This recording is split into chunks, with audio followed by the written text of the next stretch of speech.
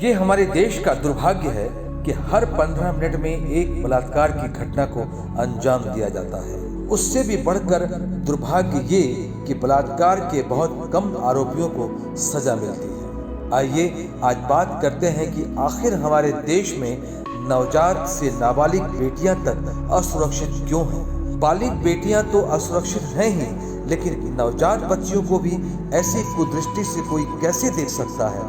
ये बेहद शर्मनाक और खतरनाक बात है, खासकर भारत जैसे देश के लिए जहां स्त्री को शक्ति स्वरूपा, विद्यादायिनी, लक्ष्मी स्वरूपा माना जाता है, जहां स्त्री को देवी का रूप मानकर पूजा जाता है, वहां स्त्रियों की स्थिति बेहद चिंताजनक है। ऐसा कोई दिन नहीं जाता है कि अखबारों में रेप की घटना न छपी हो। अब तो गैंग रेप के समाचारों से अखबार का कोई पन्ना खाली नहीं जाता है। ये घटनाएं हमारे गिरते हुए समाज की सूचक है, और इस गिरते हुए समाज का पहला कारण जो नजर आता है वह है अखबारों, टीवी और फिल्मों में अश्लीलता का खुल्लम खुल्ला प्रदर्शन। यहाँ तक तो फिर भी गनीमत थी, जब से सोशल मीडिया यानी इंटरनेट का देश में पदार्पण हुआ तब से सूचना प्रसारण में क्रांति आ गई है। इंटरनेट की सहज उपलब्धता ने देश की युवा पीढ़ी को किशोरावस्था से पूर्व ही युवा बना दिया है।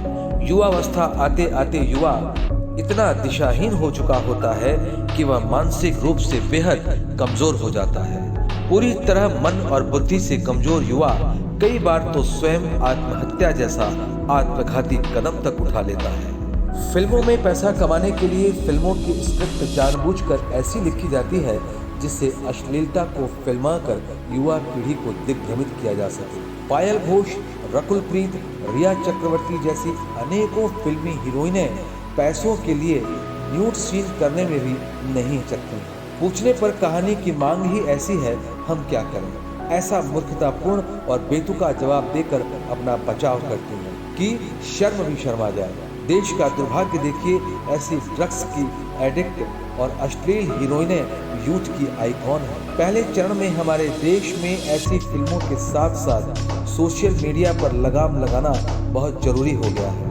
और दूसरा कारण है हमारे देश की लचर कानून व्यवस्था, और इस व्यवस्था को संभालने वाले देश के वकील जो पैसों के लालच में आरोपी को दोषमुक्त करने में अपना पूरा जोर लगा देते हैं, या फिर लचर कानून का फायदा उठाकर केस को तारीखों के जंजाल में फंसाकर अदालतों में वर्षों तक घसीटते रहे। अगर ऐसे घृणित और जघन्य अपराधियों को कानून शीघ्र और दर्दनाक सजा दे तो ऐसे अपराध करने के बारे में सोचने से ही इनकी रूह कांप जाए। कुल मिलाकर हमारे देश में विदेशी मीडिया ने भारतीय संस्कृति पर बहुत बड़ा आघात किया है। ये हमें 3 प्रकार से नुकसान पहुंचा रहे हैं। एक, हमें आर्थिक रूप से कंगाल बनाते हुए खुद का खजाना भर रहे हैं। दूसरा, हमारा डेटा चोरी करके राष्ट्रीय सुरक्षा पर खतरा है। और तीसरा, हमारी सनातन संस्कृति पर हमला कर इसे खत्म करने की जबरदस्त साजिश रच चुके हैं। फिर भी अगर हमारे देश का कानून सऊदी अरब जैसे देशों की तरह सख्त होता तो अपराधियों की संख्या में इतनी बढ़ोतरी नहीं होती। देश का लचीला कानून ही अपराधियों को अपराध करने की प्रेरणा देता नजर आ रहा है। जय हिंद।